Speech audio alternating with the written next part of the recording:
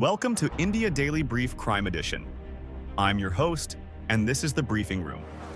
Over the next 15 minutes, we're going to walk through 5 of the most significant crime stories dominating Indian headlines this week.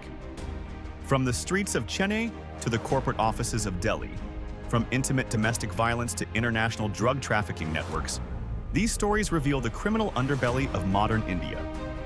We'll explore what these cases tell us about law enforcement, community safety, and the systemic vulnerabilities that criminals continue to exploit. These aren't just statistics. Behind each headline are victims, families destroyed, and investigations that expose how organized crime is reaching into every corner of India's major cities. So stay with us as we break down the week's most critical crime developments. 1. Chennai's 24-hour crisis, 12 sexual crimes in one day, expose systemic collapse. On June 16, 2026, Chennai, India's fourth largest city and one of its most developed urban centers, experienced a horrifying 24-hour period that exposed the fragility of women's safety infrastructure. In a single day, police recorded 12 separate sexual crime incidents. 12. That's one sexual assault every 2 hours. Among those 12 cases were stories of unspeakable brutality. A 3-year-old girl from Tiruvallur district was subjected to sexual abuse so severe that she died from her injuries. She was a child, unable to speak, unable to defend herself. Her killer was, and remains, someone in her life, someone who was supposed to protect her.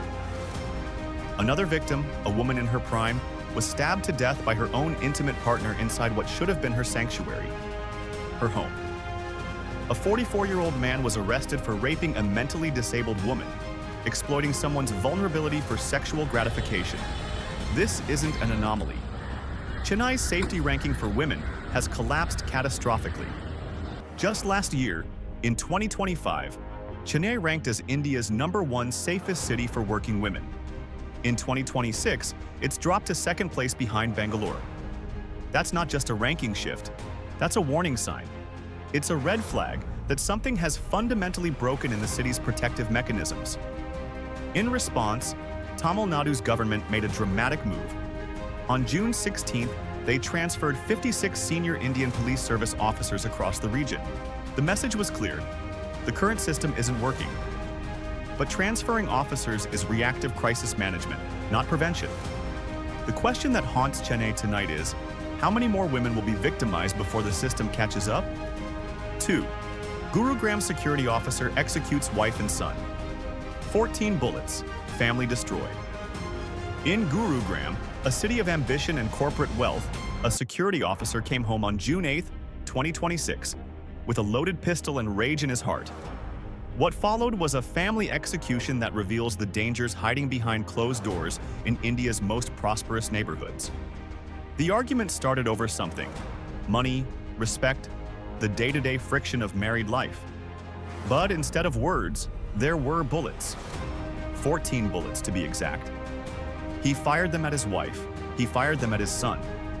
He emptied the magazine into the people he was supposed to protect. By the time he was arrested, a family had been obliterated, and Gurugram police had another domestic violence murder to add to their case files. What makes this case particularly disturbing is the premeditation it suggests. He didn't grab a knife in the heat of passion. He brought a firearm into his home. He loaded it. And then he made the choice, bullet after bullet, to end his family members' lives. That's not a crime of passion. That's calculated murder. A 41-year-old man's moment of rage cost his wife and son their lives forever. Domestic violence in India often plays out invisibly. A woman beaten behind closed doors. A child witnessing horrors. Police called, statements given, cases filed, then dropped. But sometimes, the invisibility breaks with tragedy. This is one of those moments. And it forces a question that Indian society desperately needs to answer. How many more families will be destroyed by violence at home before we treat domestic abuse with the seriousness it demands? 3. Chandigarh. Under siege, daylight pharmacy. Murder exposes cross-border gang networks. Chandigarh has always positioned itself as India's safest city. Modern, planned, progressive, clean, secure. But on June 13, 2026, in broad daylight, that reputation was shattered by 13 gunshots fired in a pharmacy. Janki Das, a 45-year-old pharmacy cashier, was shot dead at Shri Kumar Medical Hall in Sector 11, one of Chandigarh's most commercial, most visible areas. 13 rounds, fired from barely 18 inches away, in daylight, in public. The assassination was surgical, professional, and utterly brazen. This wasn't a random street crime. This was organized violence with international dimensions. The investigation revealed something that should alarm every Indian. Chandigarh has become a testing ground for organized crime syndicates operating from Canada. Here's how the network operated. A Canada-based gangster named Goldie Dillon recruited young men from Samba and Rajouri districts in Jammu and Kashmir. He armed them, he trained them, and then he remotely directed them to Chandigarh, giving them operational orders from abroad. The gang operated in multiple modules, separate cells executing coordinated criminal activity. One module was responsible for the pharmacy execution. Another module handled extortion. Another handled trafficking. It's a vertically integrated criminal organization, operating across international borders with military-style precision. But Janki Das was just one victim in a much larger wave. In barely 3 months of 2026, Chandigarh has witnessed a daylight pharmacy execution, a grenade blast outside a political party office, a mob killing, a Pakistan-linked drug network bust, and the full unraveling of multi-module gang operations directed from foreign soil. The city that branded itself India's safest is now ground zero for organized crime expansion. And the pattern is clear. Criminals are no longer confined to traditional hubs like Mumbai or Delhi. They're operating with sophistication in Tier 2 cities, with international handlers pulling strings from Canada, Pakistan, and beyond. Chandigarh's crisis is a warning for every Indian city. Organized crime has gone global, and local police forces are struggling to keep up. 4. Gurugram auto theft. Gang busted, stolen vehicles, and electronics recovered. While Gurugram grabbed headlines for the double murder case, the city's police were simultaneously dismantling another significant criminal operation, a car theft syndicate operating across multiple districts. On June 8th to 9th, 2026, Gurugram police arrested 3 members of a coordinated auto theft gang. The operation was sophisticated. They didn't steal 1 or 2 cars. They were running an organized ring targeting vehicles across Gurugram and surrounding areas. Police recovered multiple stolen vehicles and electronic devices worth significant amounts. The significance of this bust goes beyond the cars recovered.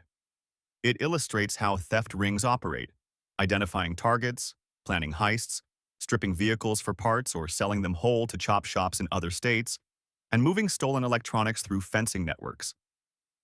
Each recovered vehicle represents a victim, someone who lost their car and faced the cascading problems that follow.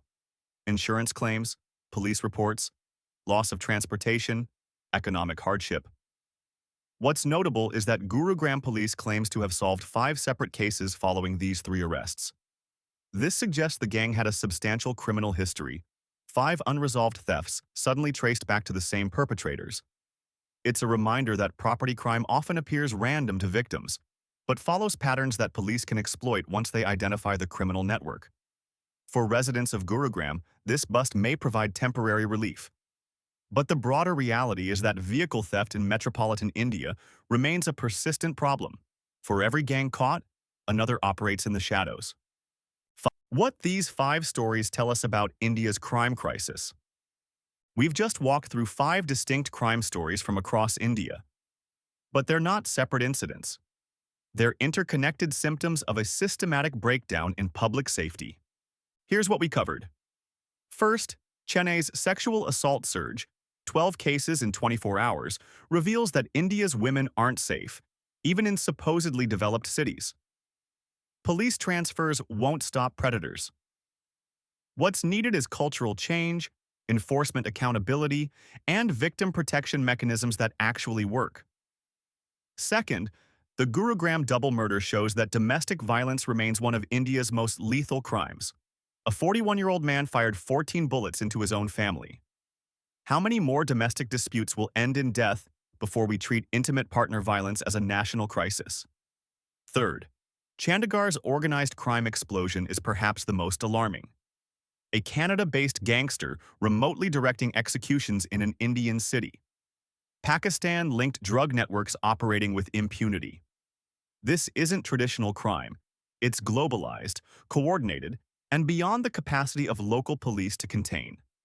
Fourth, the auto theft ring in Gurugram illustrates how property crime operates systematically. Not random theft, but organized rings solving 5 cases with 3 arrests. It's a sign that organized crime has infiltrated every level, from violent homicide to economic crime. Finally, what connects all 5 stories?